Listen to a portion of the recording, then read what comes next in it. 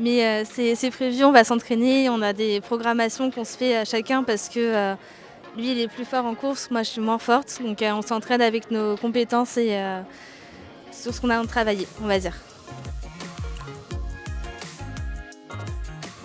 Bonjour, je m'appelle Sarah, j'ai 24 ans et je suis aide-soignante à Saint-Herblain. J'ai choisi de faire une reconversion pour sapeur-pompier et EFM m'accompagne pour cette reconversion. Moi, c'est Bruno Alain, j'ai 33 ans. Je suis manager en restauration rapide et j'ai un métier artistique aussi à côté.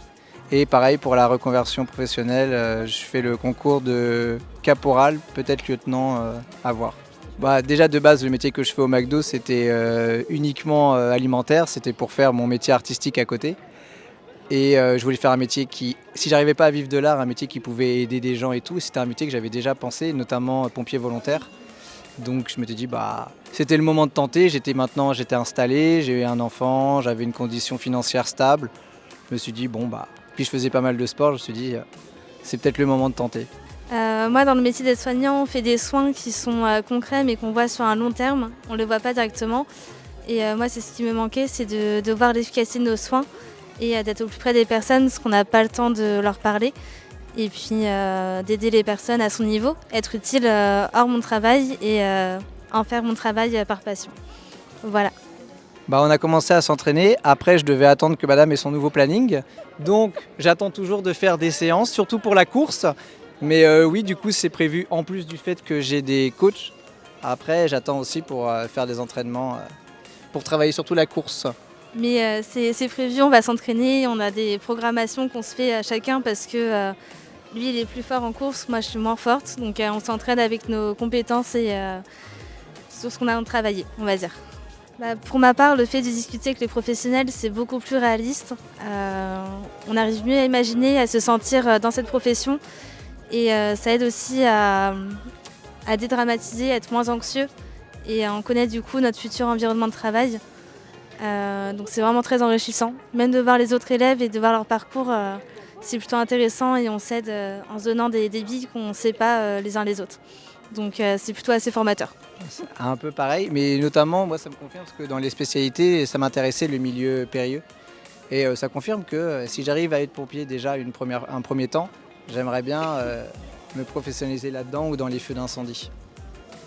Donc, puis après le reste, oui, c'est bien de parler aux gens. Après, je sais pas toujours quelles questions poser, mais il y a Sarah pour les questions, donc ça va. Du coup, j'apprends pas mal de choses. Et puis voir les véhicules, les équipements et tout, c'est aussi intéressant, surtout parce que sur des photos c'est bien, mais au moins là on voit dedans et puis ils nous expliquent un peu à quoi servent telle ou telle chose.